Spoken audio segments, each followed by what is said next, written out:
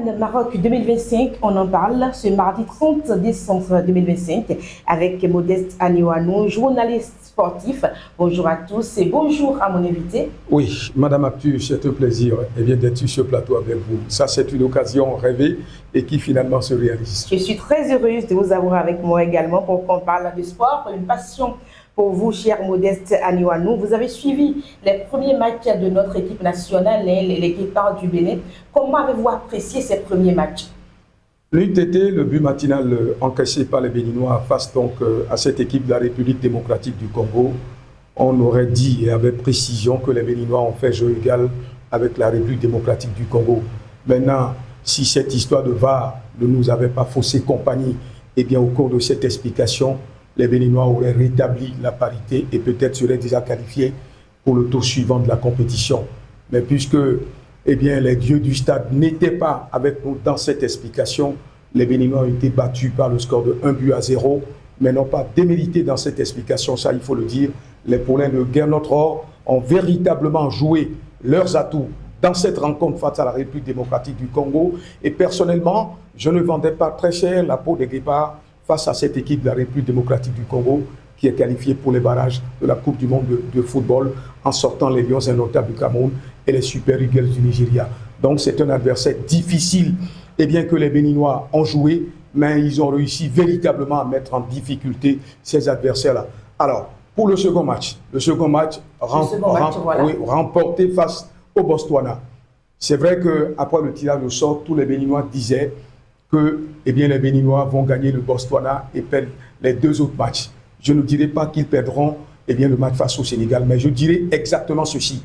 L'expérience que les joueurs qui ont joué face au Botswana ont véritablement utilisé pour battre cette équipe botswanaise, si cette expérience rentre en ligne de compte dans cette rencontre qui va démarrer à 19h temps universel, 20h à Cotonou, je crois que les Béninois pourraient faire jeu égal avec les Lions de la Teranga qui, entre-temps, avaient déjà battu les Béninois à Dakar par le score de 3-1 et ont été contraints au partage des points au stade de l'amitié Mathieu Kérékou par ces mêmes Guépards. Le score final, 1 but partout. C'est vrai qu'en match amical, lors de la journée FIFA, les Béninois se sont fait battre autant pour moi par cette équipe du Sénégal. Mais il faut s'attendre à une partie qui s'annonce extrêmement difficile ce soir. Vous allez y revenir certainement.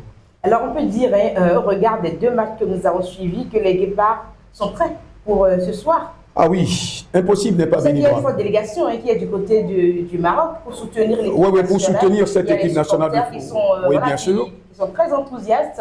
Les Béninois se disent on peut gagner ce match-là, on peut évoluer dans la CAN parce que là déjà on est qualifié pour les huitièmes de finale. Je me souviens qu'en 2019, en quart de finale, les Béninois avaient buté face à ces Lions de la Teranga qui ont remporté le gain de la partie également par le score de 1-0. Mais ce soir, les données ne seront pas les mêmes. Puisque là, les Béninois... Vous parlez en tant que Béninois là? Ah oui, je parle en tant que Béninois. Oui, bon, dans une certaine mesure, même si je suis journaliste et je ne dois pas afficher ma couleur, mais je ne peux pas perdre ma nationalité béninoise, ma dépouille mortelle, si je pars de ce monde, ne changera pas de nationalité. Par conséquent, je reste un Béninois bon teint. Donc, Madame Actu, il faut l'avouer, c'est vrai que sur le papier, les Lions de la Teranga partent largement avec les faveurs de pronostic.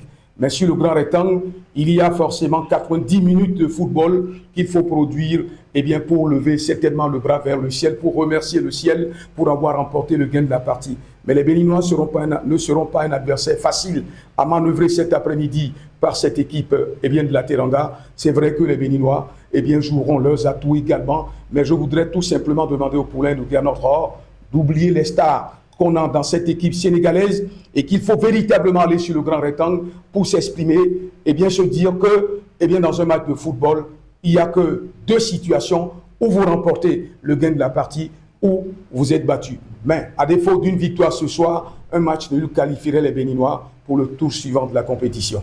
Vous oserez un pronostic pour ce soir? Pronostic pour le match de ce soir, un but partout entre Sénégalais et Béninois au terme des 90 minutes. C'est mon pronostic. Et je sais que les dieux du stade seront avec nous pour permettre à cette équipe d'accéder au second tour. Cette équipe que nous avons vue mal en point, ça il ne faut pas se le cacher après le score encaissé face au Burkina Faso 3-0 en match amical. Et on a vu une nouvelle équipe face donc à la République démocratique du Congo et un autre visage face au Botswana. Je crois que cet après-midi, sans verser dans un optimisme exagéré. Les Béninois ont leur mot à dire face au lion de la Teranga.